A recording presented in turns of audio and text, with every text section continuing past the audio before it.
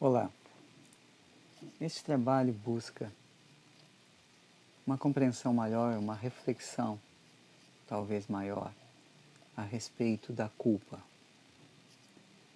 Muitos de nós, a todo tempo, compreendem a culpa com formas diferentes de se pensar, de compreender.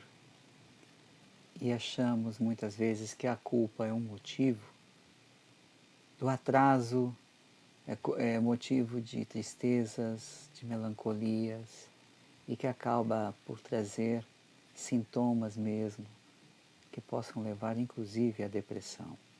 E faz isso mesmo. Então a culpa, durante muitos séculos, tem sido tratada como um sentimento errado dentro da gente. Parece que sentir culpa é um pecado, é uma autopunição. Então muitas vezes vamos buscar em alentos, em desculpas, soluções para que a culpa não nos atinja e não nos maltrate, não nos cause mal. O título desse trabalho foi sugerido como Culpa, o caminho da regeneração. Entendendo a culpa como algo que nos machuca, que nos faz mal psicologicamente, emocionalmente principalmente, temos nela exatamente esse vilão, este sentimento capaz de aniquilar as forças de quem vem a sentir culpa. Então muitas vezes a gente pede desculpas quando erra. E muitas vezes somos desculpados por aqueles a quem a gente agrediu. Mas após o erro, após as infrações que a gente comete no campo dos sentimentos, das emoções de outras pessoas, ou mesmo no campo de lesões, de invasões, de erros, de toda sorte de coisas erradas que a gente possa fazer contra alguém. Como ficam as consequências disso? Eu posso pedir desculpas e ser leviano com isso, e a pessoa pode ser bondosa e me oferecer o seu perdão, as suas desculpas. Mas as desculpas corrigem o erro praticado? As desculpas fazem com que a gente se emende ou que a gente conserte aquilo, o vaso que quebrou, o sentimento que feriu? Então é um pensamento sugerido para que entendamos o que é culpa, o que possa ser desculpa. Então, ao substantivo desculpa, e é um verbo desculpa. Nos Estados Unidos, principalmente, na língua inglesa, se costuma dizer sinto muito quando acontece alguma coisa. E se nos parece mais honesto expressar essa insatisfação com o próprio erro, de sentir muito com o que tenhamos causado a alguém, do que simplesmente dizer, tire a culpa daquilo que eu fiz, apague a minha culpa, mas fique com as consequências daquilo que eu fiz. Desde muito tempo eu ouço uma história de que um menino também aprontava das suas, ia lá e pedia para o pai desculpas, até que um dia ele pegou o filho e disse, meu filho, pega essa tábua, esse martelo, esses pregos, e vá lá no pátio e ponha todos os pregos na madeira. E ele foi, pregou todos eles.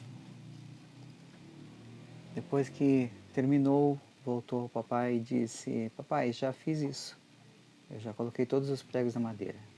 Ok, meu filho, então agora você vai lá e retire todos os pregos. O filho, estranhando, foi, pegou o martelo e retirou todos os pregos. Pronto, papai, e agora? Como está essa madeira? Olha, pai, está toda furada, né? Aí ele explica: bom, meu filho, cada ofensa que você provoca, você emite para uma pessoa, cada ferimento que você causa no coração de outro, é como esses buraquinhos. Foi um prego que você colocou. Aí na desculpa, você quer retirar esse prego. Mas e o buraquinho que ficou na madeira? Então, quando a gente pensa assim, vemos que a culpa, ela tem, o sentimento de culpa, ela tem uma função. Ela não é tão somente um desconforto emocional, um sentimental. Ela tem uma função, sim, de nos provocar a consciência, de nos fazer perceber aquilo que é infração, que é malefício a outrem. Porque quando nos fazem, nós sabemos o tamanho dos buraquinhos que ficam na tábua de nosso coração. O verbo desculpar é diferente do substantivo desculpa. Como poderíamos desculpar alguém? Temos esse poder de tirar-lhe a culpa? Na verdade, a culpa movimenta dentro de nós sentidos que causam os desconfortos citados antes. E é exatamente esse desconforto que pode nos levar a uma consciência daquilo que estamos praticando, de que forma agimos e o que devemos ou não fazer, como proceder. É a culpa que nos leva à consciência. E nos levando à consciência nos leva a uma compreensão moral mais ampliada. Mas muitas vezes, pelo exercício invisível do orgulho, da vaidade e do egoísmo, esse trio que a gente sempre padece e que tem uma influência gigantesca em nossa vida, faz com que a gente camufle, que a gente se autodesculpe, procurando literalmente desculpas para todas as nossas culpas. Ah, eu fiz isso, mas o fulano merecia. Ah, mas ele me atacou. Ah, mas ele me agrediu. Ah, mas. Temos para cada culpa 1000 desculpas. Infelizmente, há muito tempo agimos assim. E é uma infantilidade espiritual saber que nós tentamos tapar o sol com a peneira. Para o outro, o julgamento de Deus, das forças, da natureza, de todas as leis devem valer. Para mim deve valer a lei da desculpa. Ora, pela consciência, pela razão, isso já está errado. Isso não é sentir muito pelo erro que fez. Isso é ceder aos caprichos da vaidade, do orgulho e do egoísmo. Isso é padecer dentro de si próprio, fugindo à consciência, fugindo às responsabilidades do erro praticado. Perdão. A culpa ela deve ser sim sentida. O período em que sentimos a culpa, em que isso nos incomoda, pode nos levar a reflexões profundas. E quanto mais doloridas forem, mais sagradas serão ao tempo em que causem o arrependimento. Posto que o arrependimento é o momento em que nos damos conta, puxa vida, fiz coisa errada, eu não queria fazer aquilo. Pela minha consciência está errado. Eu não queria machucar aquela pessoa, não queria dizer aquilo. Por que eu disse? E aí o arrependimento nos faz buscar alguma forma de tapar aqueles buraquinhos da madeira, de corrigir o erro praticado, a palavra dita na hora errada, a palavra errada dita na hora errada, aquilo que venha a ter ferido o coração de outra pessoa. Então o arrependimento é um sentir muito, é um sentir profundamente dentro de si o erro cometido. Essa é a função da culpa. É buscar que a gente se emende, que a gente compreenda que erramos, que é natural, mas que é angelical parar de errar. Ou errar cada vez menos, ou perceber quando se está errado, para poder errar menos. O arrependimento nos leva à consciência. Muitas vezes ele nasce na prece, na meditação, mas muitas vezes ele é, inclusive, o chacoalhão espiritual que nos é dado pelos nossos amparadores, que vêm e cochicham em nosso ouvido. Viu o que tu fez? Olha lá. O que você vai fazer agora? Então isso não é maldade deles, mas é um alerta para que a gente perceba que existimos e existindo interferimos uns na vida dos outros, emocionalmente, psicologicamente, espiritualmente. E que somos responsáveis por tudo aquilo que fizemos de forma irresponsável, por todo o mal que possamos causar a outrem. A ação da consciência nasce através dos valores que essa pessoa tenha, da inteligência, dos sentimentos, de todo esse patrimônio que ela guarda em si e que aos poucos vão se aflorando, vão se tornando as virtudes deste ser. A vergonha ajuda muito na consciência nessa hora, no arrependimento. E muitas vezes, por não saber lidar com a vergonha, com a culpa, muitas pessoas acabam cometendo loucuras. Tentando fugir dessa culpa, buscam até o suicídio. Quando não chega a esse extremo, há mutilações, há toda forma de punição, de autopunição pelo que tenha feito.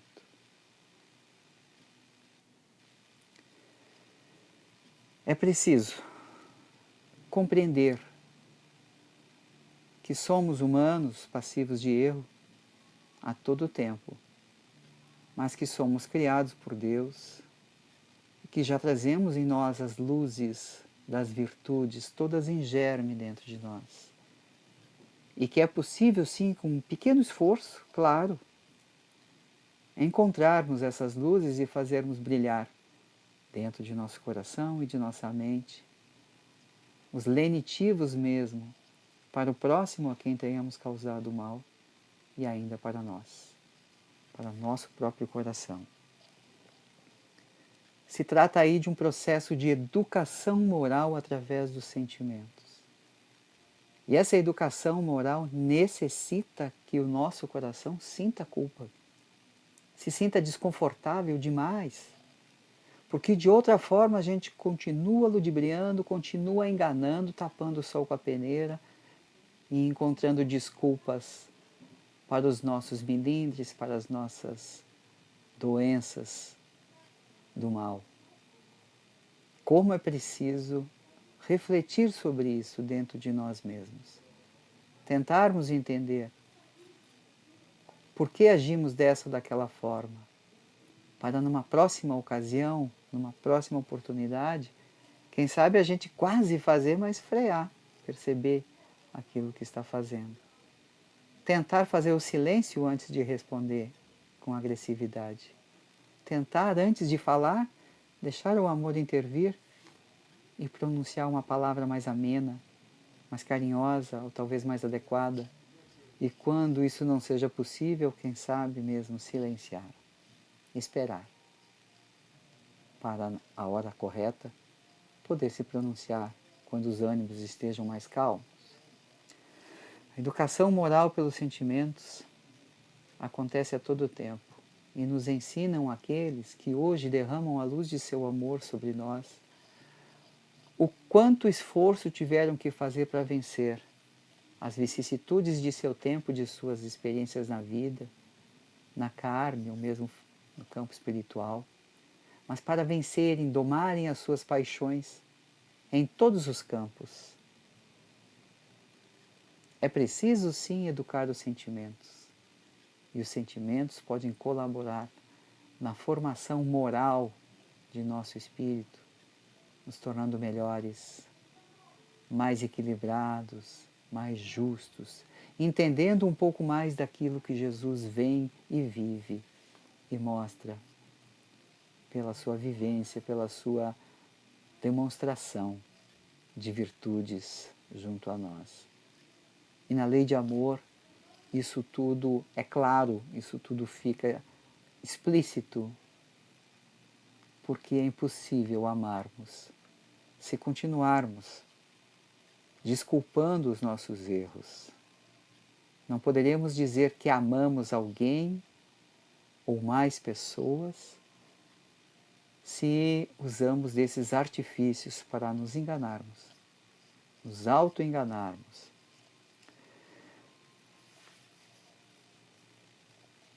Quando temos essa compreensão pelo arrependimento, pela culpa, e que nos leva ao arrependimento, procuramos então uma forma de sanar esse erro. Queremos não errar mais dessa forma. E aí surge a palavra perdão.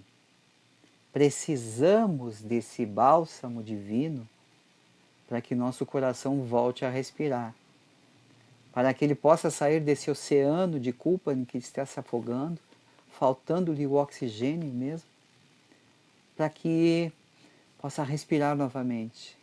O perdão é essa mão que vem nos tirar de dentro desse sufoco, de veneno que nós mesmos causamos e produzimos. Então o perdão é sagrado, é grandioso e é maravilhoso porque traz em si a verdade. Quando esse perdão não é verdadeiro, não é real, a gente continua se enganando e continua enganando, tentando enganar ao outro, por tentar oferecer um amor de boutique, um perdão de boutique, de plástico. Não é verdadeiro, é artificial, é material, não é virtuoso. Há aqueles que perdoam, que conseguem se desintoxicar do mal que receberam, do mal que sofreram pelas ações de outrem. E são grandiosos e fazem um esforço muito lindo e de muito proveito.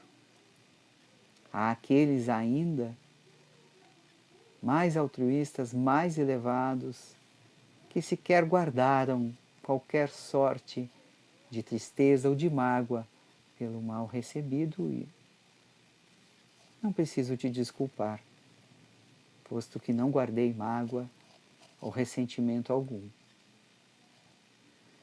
Mas o perdão tem duas vias. Há o perdão que se precisa, que se pede, e há o perdão que se oferece. E muitas vezes alguém parte da nossa vida, volta à pátria espiritual, antes que lhe perdoássemos, ou então antes que nós houvéssemos lhe pedido esse perdão. E fica aquele incômodo invisível dentro do coração, perturbando. Ora, os sentimentos viajam pelo espaço e pelo tempo e alcançam todas as dimensões, em qualquer tempo. Tanto o amor que se sinta por alguém, a saudade mesmo, que vibra aqui e vibra lá, com a mesma intensidade. Também o perdão pode ser pedido e pode ser oferecido àquele a quem tenhamos contraído uma dívida ou aquele a quem tenhamos guardado talvez uma mágoa ou uma tristeza. Então essa reflexão sobre a culpa, achamos bastante oportuno falar um pouquinho dela, para que, da nossa maneira, a nossa compreensão, possamos entender o processo da culpa. Às vezes ainda, no centro espírita e em atendimentos fraternos, por carinho, por afeto, podemos querer subtrair a culpa de alguém, minimizar essa culpa. Mas isso infringe num erro, porque é preciso permitir àquele coração que está triste com o que fez, que está em processo de autocorreção, de autoanálise, está ali exatamente para se emendar, precisa saber da sua responsabilidade. Então, mesmo com carinho e com afeto, não podemos dar indulgências de perdão ao erro do outro. Assim nos ensina Jesus, assim toda a obra kardeciana, o Espiritismo, nos convida à razão, nos convida sempre ao raciocínio, mesmo sobre os sentimentos. E nessas horas é preciso ser amável, é preciso ser justo. Cada um de nós a seu tempo, pela benevolência divina, arca com as consequências do que tenha feito em passados distantes. Permite Deus que não caiam os blocos de iceberg do céu, mas que uma chuva fina se derrame através dos problemas e dos desafios que cada um de nós tem em sua vida. Assim também, podemos auxiliar no processo das culpas que vemos ou que nos são relatadas para tentar ajudar com uma névoa, com uma chuva fina, mas mostrando a realidade dos fatos e a necessidade da ação dentro do coração. Com consciência, com muito amor.